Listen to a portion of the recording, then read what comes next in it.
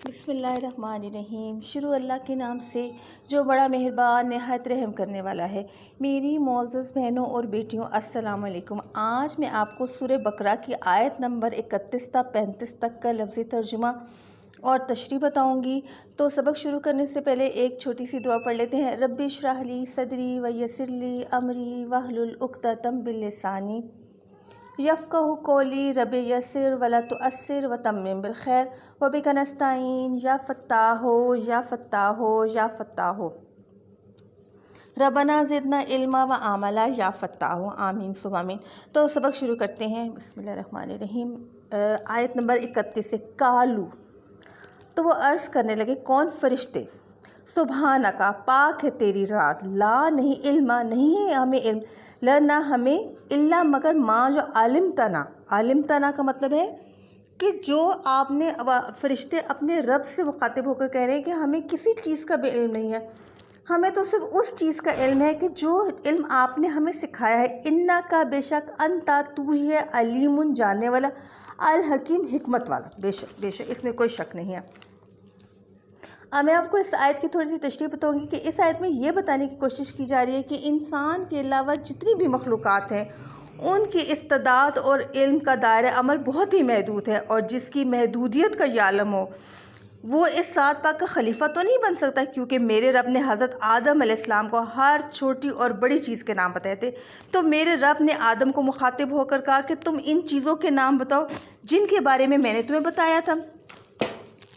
अब अगली है काला, फरमाया, या आदम हो, ए आदम अलैहिस्सलाम अम्बिउहुम, बताएं उन्हें, कि नहीं वो ये मुखातिब करें हज़रत आदम अलैहिस्सलाम से को, और कह रहे हैं कि अब फरिश्तों को बताएं भी अस्माइहिम, चीज़ों के नाम। फलम्मा, पस जब, अम्बा अहुम, आदम अलैहिस्सलाम ने बताया भी अस्माइहिम, फरिश्तों को उन चीज़ों के नाम। काला, तो फरमाया, आ क्या लम नहीं। अब ये फरिश्ते अपने रब से मुखातिब होकर कह रहे हैं कि काला आ लम नहीं, अकुल हमने नहीं कहा, लकुम वास्ते तुम्हारे, इन्नी बेशक आलमू मैं जानता हूँ। ये मेरा रब फरमा रहा है क्या कि तुम उन चीज़ों के नहीं जानते, उन चीज़ों के बारे में नहीं जानते जिनके बारे में आलमू मैं खूब जानता हूँ। गैबुस समावाते, गैब की बातें, कहाँ की, असमवाती, आसमान की, वल अर्दी, और ज़मीन के, व आलमू, और मैं जानता हूँ, माँ जो तुम दूना, जो तुम ज़ाहिर करते हो, वाह, और माँ कुन, तुम जो तुम छुपाते हो। यानी मेरा रब दिलों के राज भी बहुत अच्छी तरह जानता है।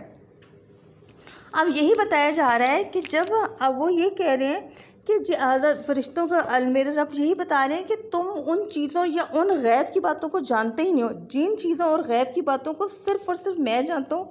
वो कैसे? क्योंकि मैं गैब का इल्म जानता हूँ और मुझे उस हर बात का इल्म है जिस बात का तुम्हें इल्म नहीं है।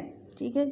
अब कह रहे हैं वाइस, और जब हमने, यहाँ मेरा रब फिर फरिश्तों से मुखातिब होकर कह रहा है, कवा, और इस जब कुलना, हमने हुक्म दिया, लिल मलाइकाती, फरिश्तों को, मलाइकाती सुजुदू, यानी फरिश्तों को कहा कि सजदा करो, ली आदम अलैहिस्सलाम को, फसजदू, और उन्होंने सजदा किया, किसको? हज़रत आदम अलैहिस्सलाम को, इल्ला मगर, सिवाय, इल्ला मगर या सिवाय इब्लीस के, यानी कि इब्लीस ने इनकार कर दिया, आबा वास्ते उसने इनकार, क्योंकि वस्तकबिर, क्योंकि वो तकब्बुर में था, वाह, और काना, फिर हो गया वो मिनल काफिरिन, कुफर करने वालों में वो शामिल हो गया।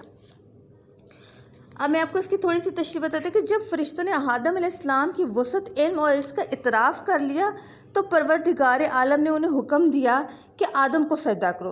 अब यहाँ पे सजदे के मुख्तलिफ मायने भी बयान किए गए, यानी सजदे के मायने पेशानी को ज़मीन पर रखना। बाज़ उलमा के नज़दीक यहाँ सजदा के लुग़वी मफ़हूम मुराद है कि फ़रिश्तों को अदब और एहतराम करने का हुक्म दिया गया है, लेकिन उलमा के नज़दीक शरई मानी से मुराद ये है, यानी फ़रिश्तों को हुक्म दिया कि आदम के सामने वो अपनी पेशानी रख दें। फरिश्तों ने मेरे रब के हुक्म पर आदम को फ़ौरन सजदा कर दिया, मगर इब्लीस ने इनका इनकार कर दिया और वो क्या हो गया? ज़लीलो ख्वारों में से हो गया। वो कुलना, अब फिर मेरा रब फरमा रहा है, या आदम, ए आदम अलैहिस्सलाम, अस्कुन, रहो तुम यहीं पर, अंता, तुम, और वह ज़ौजे का, तुम्हारी बीवी भी, अल जन्नता इस जन्नत में, वो कुला और खो मिन्हा इसमें से रागदन जितना तुम चाह सकते हो, है सो जहाँ से भी शे तुम खा सकते हो। उन्होंने कहा कि मेरे रब ने उनको एक खुली इजाज़त दे दी, किसको, हज़रत आदम अलैहिस्सलाम और उनकी बीवी को, कि वो इस जन्नत में नहीं, और वो जो खाना चाहें जहाँ से भी खाना चाहें खा सकते हो, जहाँ जाना चाहते हैं वहाँ जा सकते हैं।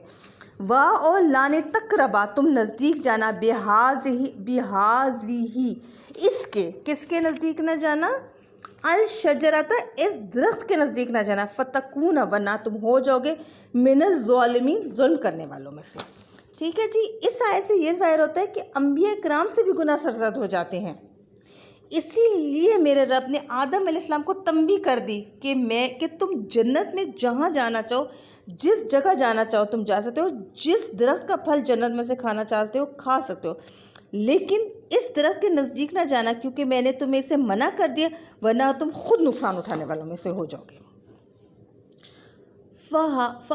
फ़आज़ालुहुमा, ये अब वो क्या कह रहे हैं, फिर फिसला दिया, किसने उन्हें फिसला दिया, अल शैतानु, शैतान ने, फ़आज़ालुहुमा फिर फिसला दिया उन्हें, अल शैतान ने, इन्हा इससे, उस दरख्त से, कि बैस अखरजाहुमा और वो निकलवा दिए गए जन्नत में से, मिम्मा इससे जो कानू फी जहाँ वो रहते थे, वकुलना और हमने फरमाया, यहाँ पर मेरा रब फिर फरमा रहा है हज़रत आदम अलैहिस्सलाम से, वकुलना और मेरे रब ने फरमाया ए बितू उतर जाओ तुम यहाँ से, बादकुम लिबादन तुम बाद के एक दूसरे के दुश्मन हो जाओगे, उदुवन दुश्मन हो जाओगे, वलकुम वास्ते तुम्हारे फी में अल अर्दे ज़मीन में मुस्तक़र्रुन ठिकाना है, व मताउन बरतना इला तरफ है मुकर्रा वक्त। वो यह कहते हैं कि जो हो अब मेरे रब ने तंबी कर दिया हज़रत आदम अलैहिस्सलाम को कि तुमने तो अब दरख्त का फल भी खा लिया है और तुमने मेरी बात नहीं मानी, क्योंकि तुमने शैतान की बात मानी और उसे तुम्हें यहाँ से निकलवा दिया, इसलिए तमाम उम्र तुम एक दूसरे के दुश्मन रहोगे